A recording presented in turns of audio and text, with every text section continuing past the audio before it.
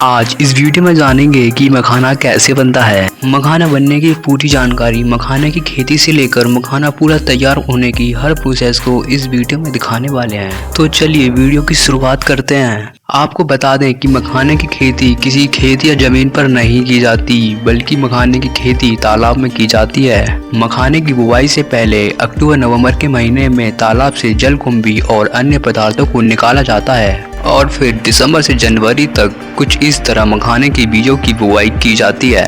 ये बीज कुछ इस प्रकार का दिखता है, काला और भूरे रंग का। मखाना की बुवाई के कुछ दिन बाद जनवरी से फरवरी माह के बीच में इसके कुछ छोटे छोटे से पत्ते निकलने लगते हैं और अप्रैल से मई के महीने तक यह तालाब गोल आकार और कांटेदार पत्तों के साथ भर जाता है और इसके जड़ भी काफी रेशेदार और लंबे हो जाते हैं, जो तालाब में नीचे तलहटी पर चले जाते हैं। उसके बाद अप्रैल महीने के अंत में इसके छोटे छोटे फूल भी आना शुरू हो जाते हैं और मई महीने के पहले सप्ताह में यह फूल काफी ज्यादा संख्या में आने लगते हैं। यह फूल बैगनी रंग का होता है, जो कि काफी खूबसूरत दिखता है। मई महीने के अंत से ही मखाने के फल भी आना शुरू हो जाते हैं, जो कि काफी स्पंजी और कटीला होता है। और अगर बीज की बात करें तो एक फल में औसतन 70 से 110 बीज होते हैं और यही बीज आगे चलकर मखाना बनने वाला है। जुलाई के महीने तक मखाने का फल तैयार हो चुका होता है, इसलिए ये पानी के अंदर ही फटने लगता है और जिससे इसका बीज पानी पर तैरने लगता है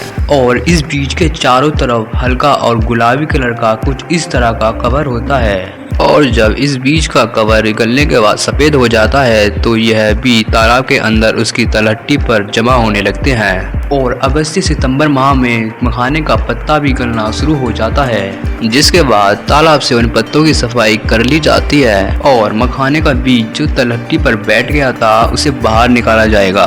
बीज को निकालने के लिए यहाँ के किसान इस छल्ली नुमा टोकरी का प्रयोग करते हैं, जिन्हें इनकी भाषा में गांच कहा जाता है। सच में किसान भाई इस काम को करने के लिए कड़ी मेहनत करते हैं और अब जब बीज निकल चुका होता है तो कुछ इस तरह पैरों से बीजों की सफाई करते हैं, जिससे बीज के ऊपर का कवर निकल जाता है और फिर इन बीज को पानी से साफ कर लिया जाता है। बाद में इन्हें बोरों में भरकर अगले प्रोसेस के लिए तैयार किया जाता है। इसके लिए मखाने के बीजों को कुछ इस प्रकार अच्छी तरह से धूप में सुखा लेते हैं और फिर खास प्रकार की छल्ली से अलग अलग आकार वाले बीजों को अलग किया जाता है और फिर इन बीजों को अच्छी तरह फैलाकर धूप में सुखाया जाता है, जिससे इसका काला रंग गहरे लाल रंग में बदल जाता है। उसके बाद इन बीजों को बिना बालू की कढ़ाई में इन्हें भूना जाता है और फिर इन बीजों को कुछ दिनों के लिए ठंडी छायादार जगह पर टोकरी में कुछ इस तरह रखा जाता है, जिससे इन बीजों का छिलका और अंदर का लावा मुलायम पड़ जाता है।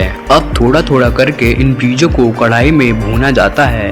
आपको बता दें कि इन बीजों को भूनने के लिए 4 मिट्टी के और 1 लोहे की कढ़ाई की जरूरत पड़ती है। भूनते समय कढ़ाई से बीजों की फटफट आवाज आने पर इन बीजों को कढ़ाई से निकाल कर लकड़ी से बने पीठे पर लकड़ी की थापी से मारकर इन बीजों को फोड़ा जाता है, जिससे छिलका टूटकर अलग हो जाता है और काफी गर्म होने के कारण बीज लावा के रूप में फूटकर बाहर छिटक जाता है और यही लावा मखाना बन जाता है। और फिर मखानों की पॉलिशिंग और इनके छिलकों को अच्छी तरह से अलग करने के लिए इस मशीन में डाला जाता है, जिससे निकलने के बाद एकदम दूधिया सफ़ेद मखाना तैयार हो जाता है। फिर इन सभी को पैकेट में भरकर पैक कर देते हैं, तो ऐसे मखाना तैयार हो जाता है। तो इस वीडियो को बनाने में काफ़ी ज़्यादा मेहनत लगी है, तो आशा करता हूँ कि आप सभी लोग इस वीडियो को लाइक ज़रूर करेंगे और आगे इसी प्रकार की जानकारी की वीडियो को देखने के लिए हमारे चैनल को सब्सक्राइब करके बेल आइकन पे प्रेस ज़रूर करें।